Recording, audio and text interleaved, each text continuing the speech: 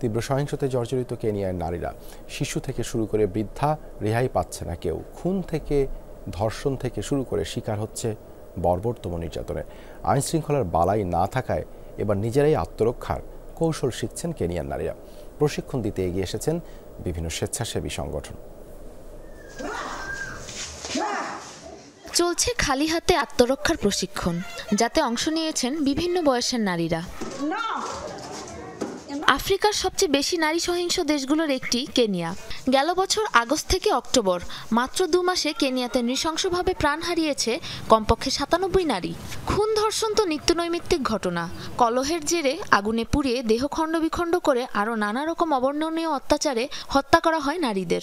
সাধারণ নারীদের পাশাপাশি বর্বরতা থেকে রক্ষা পায় না অলিম্পিকের দৌড়বিদের মতো প্রতিষ্ঠিত ও সফল নারীরাও। এই কারণেই দেয়া হচ্ছে নারীদের নানা রকম আত্মরক্ষার প্রশিক্ষণ।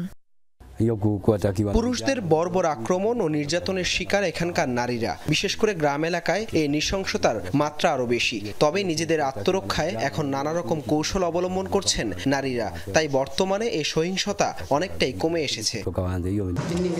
নারী ও শিশু হত্যার মতো এমন বিভৎস বর্বরতা ঠেকাতে এগিয়ে আসছে স্বয়ং নারীরাই। আমরা কাউকে জোর করছি না।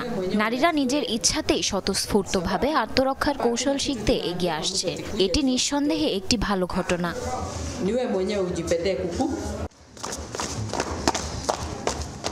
মূলত এ সংগঠনের উদ্যোক্তা ছিলেন মার্কিন এক দম্পতি। দীর্ঘ 25 বছর আগে রাজধানী নাইরোবির একটি দরিদ্র ও অপরাধপূর্ণ এলাকা কোরোগোচোতে নিয়মিত বৃদ্ধা নারী ধর্ষণ ও হত্যার প্রতিবাদে শুরু হয় এই সংগঠনের যাত্রা। নারীদের বাঁচাতে এগিয়ে আসছে কেনিয়ার বহু অলাভজনক সংস্থাও। শাইনিং হোপ ফর কমিউনিটিজ নামের এক সংস্থা গেল বছর অক্টোবর থেকে ডিসেম্বর মাসে উদ্ধার করেছে লিঙ্গভিত্তিক সহিংসতার শিকার 307 নারীকে। করগোচর বৃদ্ধা নারীদের জোরপূর্বক ধরে নিয়ে যাওয়া হতো, ধর্ষণ করার পর হত্যা করে ফেলে দেওয়া হতো নদীতে। ঈশ্বরের আশীর্বাদে এই বর্বরতা থেকে রক্ষা করতে এগিয়ে আসেন আমেরিকান দম্পতি জ্যাক ও তার স্ত্রী। আমাদের নির্মম অসহায়ত্ব দেখে আত্মরক্ষার নানা রকম গুরুত্বপূর্ণ প্রশিক্ষণ দেয় আমাদের। কেনিয়ার তীব্র পুরুষতান্ত্রিক দৃষ্টিভঙ্গি, সামাজিক ও অর্থনৈতিক বৈষম্য ও যথাযথ আইনি সুরক্ষার অভাবেই প্রকট আকার ধারণ করেছে দেশটির নারীদের ওপর সহিংসতা।